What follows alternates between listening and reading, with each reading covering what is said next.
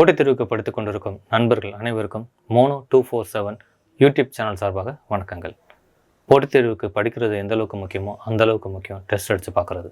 எந்த அளவுக்கு நீங்கள் டெஸ்ட் அடித்து பார்க்குறீங்களோ அந்த அளவுக்கு உங்களோட மார்க் மேலே போகும். இந்த வீடியோவில் நம்ம என்ன பார்க்க போகிறோம்னா 6ஆம் வகுப்பு தமிழில் முதல் பருவத்தில் டெஸ்ட்டு 4 தான் பார்க்க போகிறோம். இந்த டெஸ்ட்டை உங்களுடைய ஆண்ட்ராய்டு ஃபோனில் நம்மளோட ஆப் மூலமாக நீங்கள் ஃப்ரீயாகவே டெஸ்ட் அடித்து பார்க்கலாம். நம்மளோட ஆண்ட்ராய்டு ஆப் வந்து பார்த்திங்கன்னா ப்ளே ஸ்டோரில் அவைலபிளாக இருக்குது. ஆப்போட லிங்க் வந்து பார்த்திங்கன்னா டிஸ்கிரிப்ஷனில் இருக்குது. இப்போ நம்ம டெஸ்ட்டுக்குள்ளே போகலாம். நம்மளோட ஆண்ட்ராய்டு ஆப்பை ஓப்பன் பண்ணுங்கள்.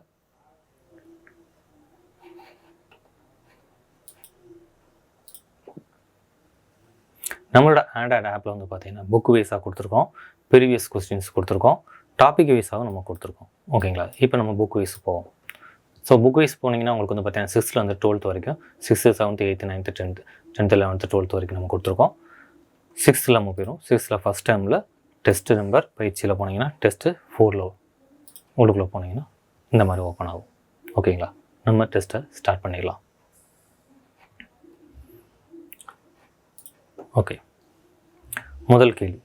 திங்கள், ஞாயிறு, மலை என இயற்கையை வாழ்த்துவதாக இந்நூல் தொடங்குகிறது. ஓகேங்களா?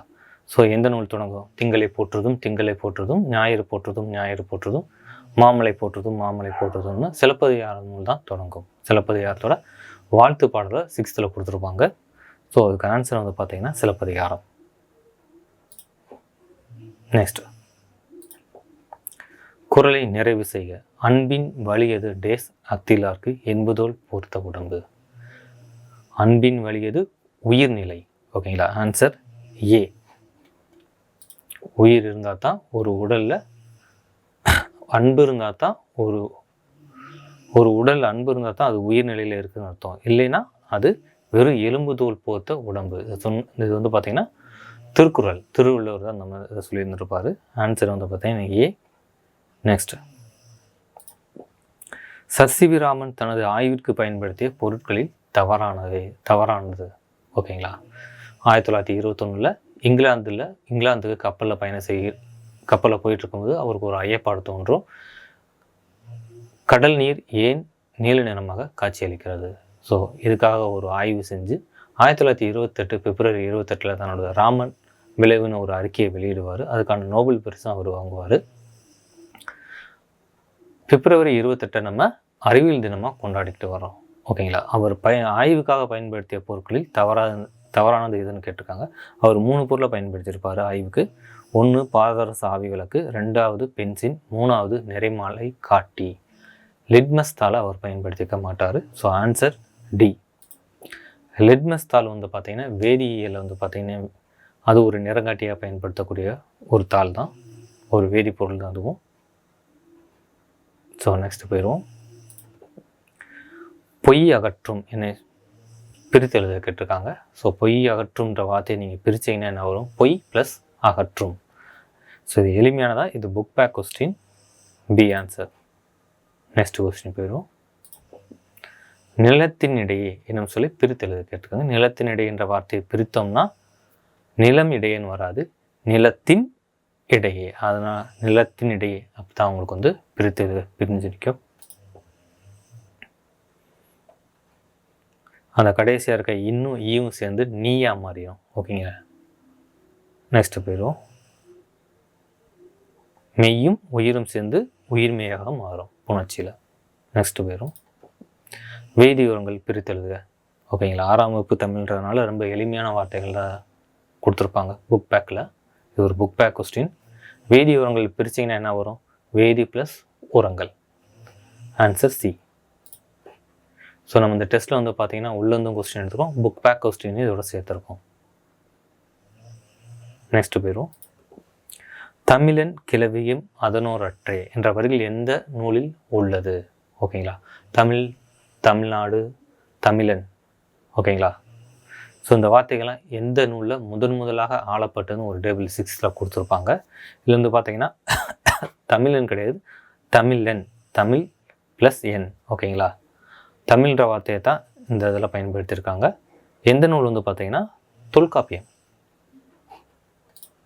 தமிழில் கிடைத்த மிகவும் பழமையான நூல் தொல்காப்பியம். தமிழில் கிடைத்த பழமையான இலக்கண நூல்னு கேட்டாலும் தொல்காப்பியம் தான். ஓகேங்களா? தமிழில் பழமையான ஒரு இலக்க நூல் இருந்ததாக அறியப்பட்ட நூல் எதுன்னு கேட்டிங்கன்னா அகத்தியம். இதுக்கு ஆன்சர் வந்து பார்த்தீங்கன்னா சி. மா என்னும் ஒரு சொல் தராத பொருள் எது? ஓகேங்களா, ஒரு சொல் பல பொருள்னு கொடுத்துருப்பாங்க. மாக்கு வந்து பார்த்தீங்கன்னா கிட்டத்தட்ட அதிலே வந்து பார்த்தீங்கன்னா ஒரு 20 கொடுத்துருப்பாங்க, 20 பொருள் கொடுத்துருப்பாங்க. அதில் வராத பொருள் எதுன்னு கேட்டிருக்காங்க. ஸோ மான்னா மரம் வரும், விலங்கு வரும், பெரிய, திருமகள், அழகு, அறிவு, அளவு, அழைத்தல், துகள், இது எல்லாமே வரும். அரசன் வராது, தலைவன் வராது, இறைவன் வராது. இந்த 3 சொல்லுக்கும் ஒரு சொல் இருக்குது. என்ன சொல்லணும் வந்து பார்த்தீங்கன்னா கோ. கோனா அரசன் சொல்லுவாங்க, தலைவன் சொல்லுவாங்க, இறைவனும் சொல்லுவாங்க. ஓகேங்களா, இங்கே மான்ற எழுத்து வந்து பார்த்தீங்கன்னா இந்த பொருட்களை தராது. Answer D. நெக்ஸ்ட் கொஸ்டின் போயிடுவோம். உலக பொதுமறை வாயுரை வாழ்த்து என சிறப்பிக்கப்படும் நூல் இது. ஓகேங்களா, உலக பொதுமறை அல்லது பொதுமறை, தமிழ்மறை, எப்படி சொன்னாலும் திருக்குறள் தான். Next question. நெடு வெள்ளூசி நெடுவசி பறந்த வடு இவ்வரிகள் எந்நூலில் உள்ளன? நெடு வெள்ளூசி. ஓகேங்களா,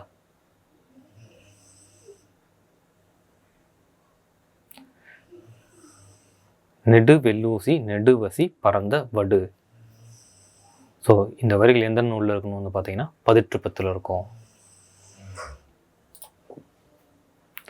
அதே மாதிரி வந்து பார்த்தீங்கன்னா முதுகில் ஏற்பட்ட புண்ணை தைத்த செய்தி இதில் இருக்கும்னா நற்றி இது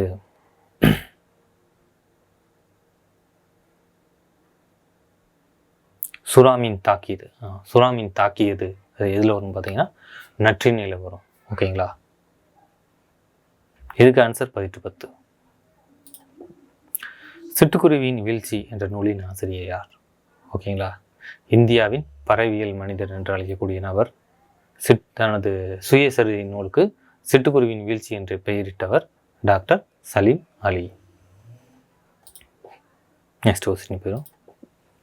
இன்றைய பறவையியல் ஆய்வுகளுக்கு முன்னோடியாக இருந்தவர் அவரே தான் டாக்டர் சலீம் அலி. இந்த உலகில் மனிதர்கள் இல்லாவிட்டால் பறவைகள் வாழ முடியும், பறவைகள் இல்லாவிட்டால் மனிதர்களால் வாழ முடியாது என்று கூறியவர் டாக்டர் சலீம் அலி தான். சத்திமுத்து புலவர் யாருன்னு வந்து பார்த்தீங்கன்னா நாராய் நாராய் செங்கல் நாராய். அந்த பாடலை பாடியவர் சங்ககால புலவர், சங்ககாலத்துக்கு பிற்பட்ட புலவர், 1500 வருடங்களுக்கு முன்பு வாழ்ந்த புலவர் சத்திமுத்து புலவர். நெக்ஸ்ட் போயிடும். தட்ப வெப்பம் என்னும் சொல்லி பிரித்துல கேட்டிருக்காங்க. இது ஒரு புக் பேக் கொஸ்டின். தட்பம் ப்ளஸ் வெப்பம், இதுதான் சரியான பதில். நின்றிருந்த என்ன சொல்லை பிரித்து எழுத கேட்டிருக்காங்க. நின்று இருந்த. ஸோ எளிமையான பதில் தான் இது, ஈஸியாக எல்லாராலையும் சொல்லிட முடியும். இது ஒரு புக் பேக் கொஸ்டின். எக்காலத்துக்கும் பொருந்தும் வாழ்க்கை நெறிகளை வகுத்து கூறியவர் யாருன்னு பார்த்தீங்கன்னா திருவள்ளுவர். ஓகேங்களா, தமிழ்நாடு என்ற சொல் முதலில் ஆளப்படும் இலக்கியம் எது? தமிழ்நாடு. ஓகேங்களா, ஸோ அந்த தமிழ்நாடு அந்த ஒரு டேபிள்லேருந்து வரும். ஓகேங்களா, தமிழ்நாடு, தமிழன், அந்த 3 வார்த்தை எந்தெந்த சொல்ல முதல்ல ஆளப்பட்டதுன்னு ஒரு டேபிள் கொடுத்துருப்பாங்க.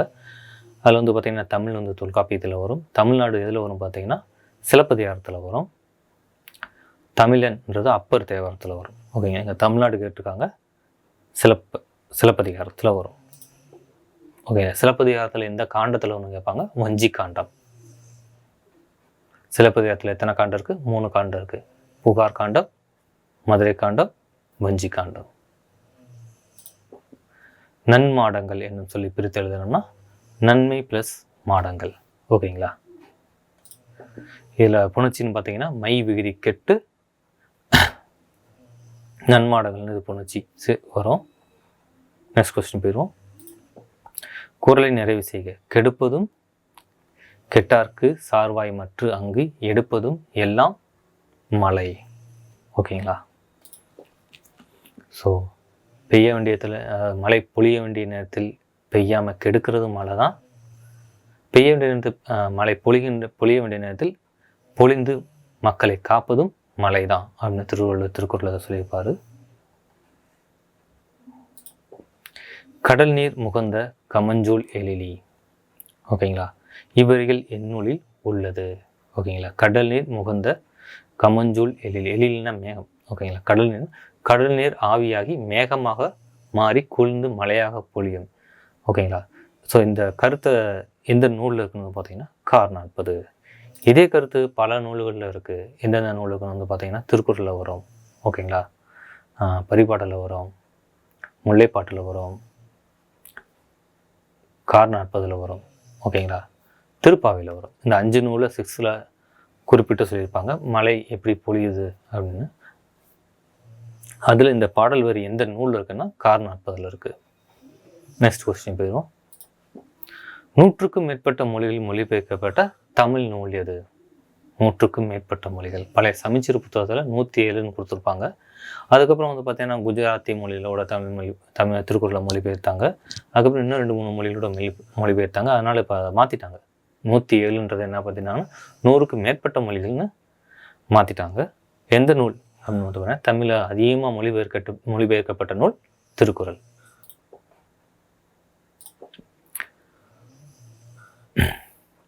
ஆர்னித்தாலஜி என்பது என்ன? ஆர்னித்தாலஜின்றது ஒரு படிப்பு. பறவையை பற்றிய படிப்பு தான் ஆர்னித்தாலஜி. ஓகேங்களா, ஆன்சர் பி. நெக்ஸ்ட், காணி நிலம் வேண்டும் பராசக்தி காணி நிலம் வேண்டும், அங்கே ஒரு அழகிய வீடு வேணும் பாரதி ஒரு பாட்டு பாடியிருப்பார். அந்த பாடல் வரிகள் தான் இங்கே கொடுத்துருக்காங்க, பாரதியார்.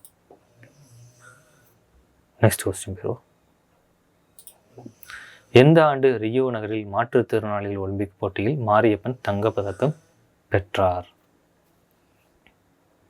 ஓகேங்களா, 2016 அந்த ஒலிம்பிக் போட்டி நடந்திருக்கும். அதில் தான் மாரியப்பன் பார்த்தீங்கன்னா 1.88 மீட்டர் உயரம் தாண்டி இருப்பார். அதுக்கப்புறம் கூட நிறையா போட்டிகளில் அவர் பதக்கம் வாங்கியிருக்கிறாரு.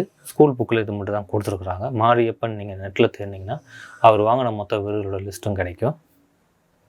ரியோவில் மட்டும் கிடையாது, அதுக்கப்புறம் ஜப்பானில் போய் விளையாட்டில் உயர்ந்த இடத்துல அவர் பார்த்தீங்கன்னா தங்கப்பதக்கம் வாங்கியிருப்பார். நியூஸில் கூட போட்டு காமிச்சாங்க. ஸோ கரண்ட் ஈவெண்ட்டை நீங்கள் சேர்த்து படிச்சுக்கோங்க. மாரியப்பன் எந்தெந்த போட்டியில் கலந்துக்கிட்டு பரிசு பெற்றார்னு. அடுத்த கேள்வி, கண்ணன் பாட்டு, குயில் பாட்டு, பாஞ்சாலி சபதம் ஆகிய நூல்களின் ஆசிரியர் யார்? கண்ணன் பாட்டு, குயில் பாட்டு, பாஞ்சாலி சபதம் முப்பெரும் படைப்புகள்னு சொல்லுவாங்க. யாருடைய படைப்புகள்னா பாரதியாரோட படைப்புகள் தான் இது. நெக்ஸ்ட் கொஸ்டின், பாவலர் பெருஞ்சித்தனார் எழுதிய நூல்களில் பொருந்தாதது எது கேட்டிருக்காங்க. அவருடைய நூல்கள் கொடுத்துருப்பாங்க. கனிச்சாறு அவர் எழுதுனா, கொய்யாக்கனி அவர் எழுதுனா, இலக்கிய பாவை வராது. ஓகேங்களா, நூறாசிரியம் அவர் எழுதினதான். இலக்கிய பாவை வராது. அவர் எழுதிய நூல் பாவிய கொத்து. கனிச்சாறு, கொய்யாக்கனி, பாவிய கொத்து, நூறாசிரியம். ஓகேங்களா, ஆன்சர் சி. இலக்கிய பாவை கிடையாது, அவர் எழுதிய நூல் பாவிய கொத்து. தமிழன் என்ற சொல் முதலில் ஆளப்படும் இலக்கியம் இது. ஓகேங்களா, அந்த தமிழ்நாடு, தமிழன், ஓகேங்களா, அந்த டேபிளில் தான் இருக்கும். எந்த இலக்கியத்தில் தமிழன் என்ற வார்த்தையை பயன்படுத்தியிருப்பாங்க பார்த்தீங்கன்னா அப்பர் தேவாரம். ஓகேங்களா, ஸோ அப்பர்ன்றது யார்? திருநாவுக்கரசர்.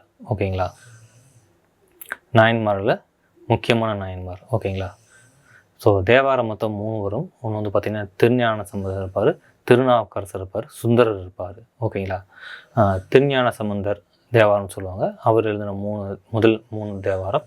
அதுக்கடுத்து 3 பார்த்தீங்கன்னா திருநாவுக்கரசர் தேவாரம், அவர் எழுதின 3. அதுக்கடுத்து பார்த்தீங்கன்னா சுந்தரர் தேவாரம் 3 இருக்கும். ஓகேங்களா, ஸோ மொத்தம் 7 தேவாரம் வரும். இதில் திருநாவுக்கரசரோட இன்னொரு பேர் தான் அப்பர். ஓகேங்களா, ஆன்சர் ஏ. இந்தியாவின் பறவை மனிதர் என்று அழைக்கப்படுபவர் யார்? ஓகேங்களா, பறவை மனிதர் யார்? டாக்டர் சலீம் அலி. பறவைகளை புகைப்படம் எடுத்த பறவைகளை பற்றி ஆய்வு செஞ்சு தன் வாழ்நாள் முழுக்க ஆய்வு செய்தவர் தான் டாக்டர் சலீம் அலி.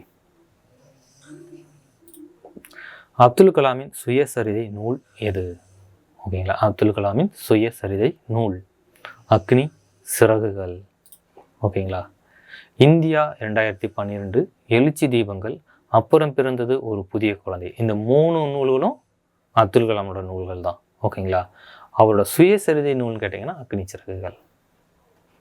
நெக்ஸ்ட் கொஸ்டின் போயிடும். பாவலர் பெருஞ்சித்தனார் நடத்திய இதழ்களில் பொருந்தாது எது? பாவலர் பெருஞ்சித்தினார் 3 இதழ்கள் நடத்தியிருப்பார். ஓகேங்களா. தமிழ் நிலம், தென்மொழி, தமிழ் சிட்டு. ஓகேங்களா. தென்மொழி, தமிழ் நிலம், தமிழ் சிட்டு எப்படினாலும் நீங்கள் ஞாபகம் வச்சுக்கோங்க. தென்மொழி கரெக்டு, தமிழ் சிட்டும் கரெக்டு, தமிழ் நிலமும் சரிதான். தமிழர் நிலம்ன்று தவறு. Next question. தமிழ் என்ற சொல் முதலில் ஆளப்படும் இலக்கியம் எது? தமிழில் கிடைத்த மிக பழமையான இலக்கண நூலில் தான் தமிழ் என்ற சொல் பயன்படுத்தியிருப்பாங்க. எந்த நூல் வந்து பார்த்தீங்கன்னா தொல்காப்பியம். தரை இறங்கும் என்பதனை சேர்த்து எழுத கிடைக்கும் சொல் எது? ஓகேங்களா. தரை இறங்கும். Answer A. இங்கே வந்து பார்த்தீங்கன்னா முதல் சொல்லோட கடைசி எழுத்து தரை, கடைசியில் வந்து பார்த்தீங்கன்னா ஐ வருது. இறங்குன்ற வார்த்தையில் முதல் இடத்துல வந்து பார்த்தீங்கன்னா ஈ வருது. உயிரும் உயிரும் புணரும் போது உங்களுக்கு புணர்ச்சி எப்படி வந்து பார்த்தீங்கன்னா ஈ ஐ வந்தால் யா வரும், மற்றதுக்கெல்லாம் வா வரும் அப்படின்னு சொல்லுவாங்க. நடுவில் வந்து தோன்றல் விவகாரம் சொல்லுவாங்க. தரை நடுவில் யா வந்துடும். யா வந்து ஈயோட புணர்ச்சியாகி ஈன்னு மாறிடும். தரை இறங்கும் நடக்கும். ஓகேங்களா. 11th 12th புணர்ச்சி விதிகளில் அதிகமாகவே இதை கொடுத்துருப்பாங்க. எல்லா விதமான புணர்ச்சி விதிகளுக்கும் விளக்கம் வந்து பார்த்தீங்கன்னா 11th 12th நீங்கள் படிக்கலாம். அதில் சிறப்பு தமிழில் நிறையாவே கொடுத்துருப்பாங்க. நெக்ஸ்ட் கொஸ்டின் பேர். அடுத்த கேள்வி. அறுவை மருத்துவத்திற்கான கூறுகள் எந்நூலில் காணப்படுகிறது? ஓகேங்களா. ஆன்சர் வந்து பார்த்தீங்கன்னா நற்றிணை. நெக்ஸ்ட் கொஸ்டின் போயிடுவோம். கபிலர் என்ற வார்த்தையின் மாத்திரையை காண்க. ஓகேங்களா. அதில் க பி லர் 3க்குமே வந்து பார்த்தீங்கன்னா ஒவ்வொரு மாத்திரை கொடுத்துடணும். என்று பார்த்தீங்கன்னா மெய் எழுத்து. ஓகேங்களா. அதுக்கு அரை மாத்திரை. ஓகேங்களா. குறில் எழுத்துக்களுக்கு ஒரு மாத்திரை, நெடில் எழுத்துக்களுக்கு 2 மாத்திரை, மெய் எழுத்துக்களுக்கு வந்து அரை மாத்திரை, ஆயுத எழுத்தும் அரை மாத்திரை தான். ஓகேங்களா. இதில் வந்து பார்த்தீங்கன்னா 3.5 மாத்திரை மொத்தம் இருக்குது. மாத்திரை என்றால் என்ன கேட்பாங்க. அதாவது ஒரு எழுத்து ஒலிக்க எடுத்துக்கொள்ளும் கால அளவு மாத்திரை. அது கண் இமைக்க ஆகக்கூடிய நேரமாக இருக்கலாம், அல்லது ஒரு சொடக்கு போகிற நேரமாக கூட இருக்கலாம். ஓகேங்களா. நெக்ஸ்ட் கொஸ்டின் போயிடுவோம். பொற்கோட்டு என்னும் சொல்லை பிரித்து எழுத கிடைப்பது பொன் ப்ளஸ் கோட்டு. ஓகேங்களா. இந்த இடத்துல பொன்மயமான கோட்டுனா இந்த இடத்துல மலையின் பொருள் வரும். நெக்ஸ்ட் போயிடும். தெய்வப்புலவர், பொய்யில் புலவர் என சிறப்பிக்கப்படுவர் யார் கேட்டிங்கன்னா திருவள்ளுவர். ஓகேங்களா. பொய்யில் புலவர்னா பொய் பேசுகிற புலவர் கிடையாது. பொய் ப்ளஸ் இல், பொய்யே இல்லாத ஒரு புலவர். ஓகேங்களா. அந்த அர்த்தத்தில் தான் வரும். நெக்ஸ்ட்டு போயிடும். நாராய் நாராய் செங்கல் நாராய் என்ற பாடலை பாடியவர் யார் பார்த்தீங்கன்னா 1500 வருடங்களுக்கு முன்பு வாழ்ந்த புலவர் சத்திமுத்த புலவர் தான் அந்த பாடலை பாடியிருப்பார். பறவைகள் வலசை வந்த செய்தியை வந்து பார்த்தீங்கன்னா இந்த பாடல் மூலமாக பாடியிருப்பார். நெக்ஸ்ட் கொஸ்டின் போயிடும். உலகிலே முதலாக ஒரு ரோபோவுக்கு குடியுரிமை வழங்கிய நாடு எது? ஓகேங்களா.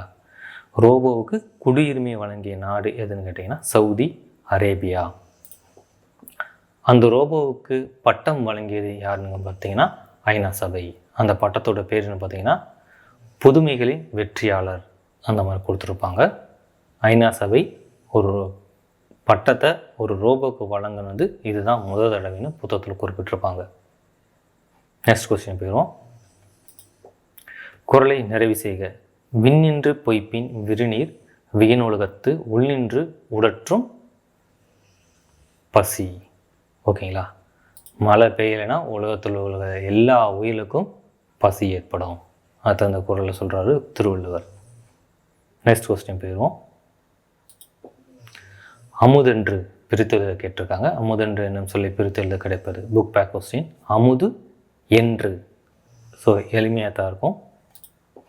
நெக்ஸ்ட் கொஸ்டின் போயிடும். செம்பயிர் என்னும் சொல்லை பிரித்து எழுத கிடைப்பது இது ஒரு பண்பு புணர்ச்சி. செம்மை ப்ளஸ் பயிர். மை விகுதி கற்றும் இயல்பு புணர்ச்சி நடக்கும். ஓகேங்களா. நெக்ஸ்ட் கொஸ்டின் போயிடும்.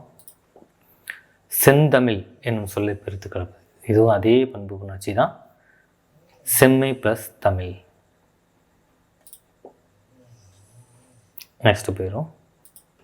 சிட்டுக்குருவியின் வாழ்நாள் எவ்வளவு அப்படின்னு கேட்டிருக்கிறாங்க. சிட்டுக்குருவியின் வாழ்நாள் பொதுவாக வந்து பார்த்திங்கன்னா 10லேருந்து 13 ஆண்டுகள் வரைக்கும் சிட்டுக்குருவி வாழும். Answer C. அது எத்தனை நாள் அடக்காக்குன்னு கேட்பாங்க. 14 நாட்கள், 2 வாரம் அடக்காக்கும். 15ஆவது நாள் வந்து பார்த்திங்கன்னா முட்டை வந்து பொரிக்கும். ஓகேங்களா. எத்தனை முட்டை இடுன்னு கூட கேட்பாங்க. 3லேருந்து 6 முட்டைகள் வரை சிட்டுக்குருவி இடும். தமிழகத்தில் அழிந்து வரும் ஒரு பறவையினம் எதுன்னு கேட்டாலும் சிட்டுக்குருவி தான். ஓகேங்களா. அதில் ஆண் குருவி மட்டும் கழுத்தில் கருப்பு நிறத்துலேயும் அடர் பழுப்பாக இருக்கும். பெண் குருவி உடல் முழுவதும் மங்கிய நிறத்தில் இருக்கும். ஸோ நம்ம அடுத்த கேள்விக்கு போயிடுவோம். முத்துச்சுடர் என்பதை சேர்த்துல கிடைக்கும் சொல்லியது. சேர்த்துல கேட்டிருக்காங்க. முத்துச்சுடர். ஓகேங்களா. இந்த இடத்துல நடுவில் வல்லின மிகும் கேட்டிங்கன்னா கண்டிப்பாக மிகும். முத்துச்சுடர். இச்சு வரும். நெக்ஸ்ட் கொஸ்டின் போயிடும். கணினி தமிழ். கணினி தமிழ் என்பதனை சேர்த்துல கிடைக்கும் சொல்லியது. இங்கேயும் வல்லினம் மிகும். கணினி இத்து வரும். கண்டிப்பாக கணினி தமிழ். Next question. அவனளி போல் என்பதை சேர்த்து எழுதிருக்காங்க. இது வந்து பார்த்தீங்கன்னா மெய்யும் உயிரும் புணர்ச்சி நடக்கும். அவன் நலி போல். அவன் நலி போல். டி ஆப்ஷன் கரெக்டாக. So answer D. ஓகே, கரெக்டாக தான் இருக்குது. நெக்ஸ்ட் போயிடும். மக்களுக்கு மகிழ்ச்சி தருவது எதுவென திருக்குறள் கூறுகிறது. மக்கள்ன்ற இடத்துல பார்த்தீங்கன்னா பெற்றோர்கள். ஓகேங்களா. பெற்றோர்கள் தங்கள் குழந்தைகள் அறிவுடைய மக்களாக இருந்தால் அவர்களுக்கு மகிழ்ச்சி கிடைக்கும். அறிவுடைய மக்கள். டி. Next question. தமிழில் நமக்கு கிடைத்துள்ள மிக பழமையான இலக்கண நூல். தமிழில் நமக்கு கிடைத்த பழமையான இலக்கண நூலாக இருந்தாலும் சரி, தமிழில் கிடைத்த முதல் நூலாக இருந்தாலும் சரி, தொல்காப்பியம் தான் ஆன்சர். சி. தொல்காப்பியம் எழுத்து, சொல், பொருள் 3 இலக்கணம் கூறக்கூடிய ஒரு இலக்கண நூல். நெக்ஸ்ட் கொஸ்டின் போயிடும். தமிழெங்கள் என்பதை சேர்த்துல கிடைக்கும். சேர்த்துல கேட்டிருக்காங்க. தமிழெங்கள். ஓகேங்களா. ஸோ மெய்யெழுத்திற்கு அடுத்து வந்து பார்த்தீங்கன்னா உயிரெழுத்துக்கு இல், ஏ, லே. தமிழெங்கள். சி. திருக்குறள் எந்த நூல்களுள் ஒன்று. ஓகேங்களா. திருக்குறள் எந்த நூல்களுள் ஒன்றாக வைக்கப்பட்டுள்ளது பார்த்தீங்கன்னா 14 கீழ்கணக்கு நூல். 14 பிரித்து எழுத கேட்டிருக்காங்க. குரூப் 4லே 14 அப்படின்னா 10 + n. என்னன்னா இந்த இடத்துல 8. ஓகேங்களா. 10 + 8 18 நூல்கள் இருக்கும் திருக்குறள் முதற்கொண்டு. அதில் அதிகபட்சம் 11 நூல்கள் வந்து பார்த்திங்கன்னா அறநூல்களாக இருக்கும். 6 நூல்கள் வந்து பார்த்திங்கன்னா அகநூல்களாக இருக்கும். ஒரு நூல் மட்டும் பார்த்திங்கன்னா புறநூலாக இருக்கும். அந்த புறநூல் வந்து பார்த்திங்கன்னா களவழி 40. ஓகேங்களா. அதில் அறநூல்களில் மிகப்பெரிய நூல் எதுன்னு கேட்டிங்கன்னா திருக்குறள் தான். ஓகேங்களா. அப்போ 14 மேல் கணக்கு நூல்கள்ன்றது எது அப்படின்னு வந்து பார்த்தீங்கன்னா 8 தொகையும் 10 பாட்டும் தான் மேல் கணக்கு நூல்கள். ஓகேங்களா. 14 கீழ்கணக்கு நூல்னால் அது ஒரு 18 நூல்கள் இருக்கும் திருக்குறள் முதற்கொண்டு. 11 மேல் கணக்கு நூல்கள்னால் 8 தொகையும் 10 பாட்டு சேர்ந்தது தான் 11 மேல் கணக்கு நூல்கள். இங்கே ஆன்சர் வந்து பார்த்தீங்கன்னா சி வரும். நெக்ஸ்ட் கொஸ்டின் போயிடும். ரோபோ என்ற முதலாக பயன்படுத்திய ரோபோ என்ற சொல்லி முதலாக பயன்படுத்திய காரன் கபக் எந்த நாட்டை சார்ந்தவர்? ரோபோ என்ற சொல்லை முதலாக தனது நாடகத்தில் பயன்படுத்திய காரன் கபக் எந்த நாட்டை சேர்ந்தவர் பார்த்தீங்கன்னா அவர் வந்து பார்த்தீங்கன்னா செக்கு நாட்டை சேர்ந்தவர். 1921 ஒரு நாடகம் அவர் அரங்கேற்றிருப்பார். அதில் வந்து பார்த்தீங்கன்னா ரோபோன்ற வார்த்தையை பயன்படுத்தியிருப்பார். ஒரு தொழிற்சாலையில் ரோபோக்கெல்லாம் வேலை செய்கிற மாதிரி காட்சி அமைச்சிருப்பார். ஓகேங்களா. அவர் வந்து பார்த்தீங்கன்னா செக் நாட்டை சேர்ந்தவர். ஸோ 50 கொஸ்டின் முடிஞ்சு நெக்ஸ்ட்டு போவோம். So total 50 question, right answer 50. ஓகேங்களா. ஸோ இந்த டெஸ்ட் வந்து பார்த்தீங்கன்னா நம்மளோட ஆண்ட்ராய்டு ஆப்பில் நீங்கள் டெஸ்ட் அடித்து பார்க்கலாம். நம்மளோட ஆண்ட்ராய்டு ஆப் வந்து பார்த்தீங்கன்னா ப்ளே ஸ்டோரில் அவைலபிளாக இருக்குது. ஆப்போட லிங்க் வந்து பார்த்தீங்கன்னா டிஸ்கிரிப்ஷனில் கொடுத்துருக்கேன். இந்த டெஸ்ட்டை 2 முன்னோட நீங்கள் அட்டன் பண்ணி பாருங்கள். உங்களோட டவுட்லாம் கிளியர் ஆகிடும். ஸ்கூல் புக்கை படிச்சுட்டு இந்த டெஸ்ட் அட்டன் பண்ணி பாருங்கள். ஓகேங்களா. முக்கியமாக இந்த டெஸ்ட் ஆரம்பிக்கிறதுக்கு முன்னாடி சஃபில்னு ஒரு ஆப்ஷன் கொடுத்துருப்போம். அந்த சஃபில் கொடுத்துட்டு ஆரம்பிக்க ஒவ்வொரு டெஸ்ட்டும் ஸ்டார்ட் பண்ணும்போது உங்களுக்கு வந்து கொஸ்டின் மிக்ஸ் ஆகி உங்களோட கேட்க ஆரம்பிக்கும். ஓகேங்களா. ஸோ அடுத்த டெஸ்ட்டில் சந்திப்போம். நன்றி, வணக்கம்.